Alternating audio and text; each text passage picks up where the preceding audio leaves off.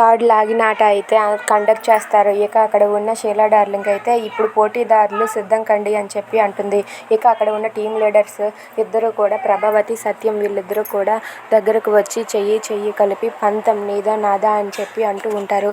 అలా వాళ్ళైతే పోటీలో పాల్గొంటారు. ఇక ఒకవైపు సత్యం కోడళ్ళతో అలాగే ప్రభావతి కొడుకులతో కలిసి వాళ్ళైతే థర్డ్ లాగిన ఆటని ఆడుతూ ఉంటారు. అలా వాళ్ళైతే ఆడుతూ ఉంటే బామ్మ అయితే విజిల్ వేసి రెడీ అంటూ అందరినీ కూడా ఎంకరేజ్ చేస్తుంది. ఇక అక్కడ ఉన్న బాలు ఫ్రెండ్ అయితే ఫోన్లో వీడియో తీస్తూ ఉంటాడు.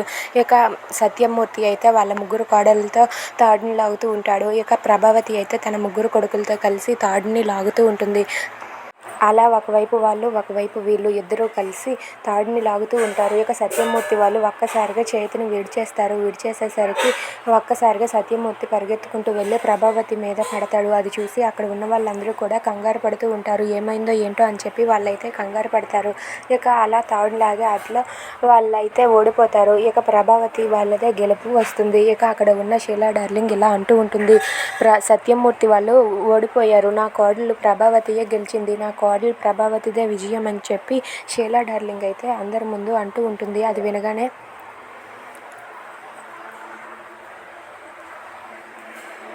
అక్కడ ఉన్న వాళ్ళందరూ కూడా క్లాప్స్ కొడుతూ ఉంటారు. ఇక ప్రభావతి అయితే ఆనందంతో ఉప్పొంగిపోతుంది. అమ్మ విజయం మందే అని చెప్పి బాలు అయితే ప్రభావతి దగ్గరకు వచ్చి ఎత్తుకొని గెంతుతూ ఉంటాడు. ఇక బాలు అలాగే రవి వాళ్ళిద్దరూ కూడా ప్రభావతిని ఎత్తుకొని గెంతుతూ ఉప్పొంగిపోతూ ఉంటారు. అది చూసి ప్రభావతి అయితే ఆనందంతో చెలరేగిపోతుంది. ఇదంతా చూసి సత్యమూర్తి అయితే చాలా సంతోషిస్తాడు. ఇక అక్కడే ఉన్న సత్యమూర్తి వాళ్ళ అమ్మ షీలా కూడా చాలా సంతోషిస్తుంది.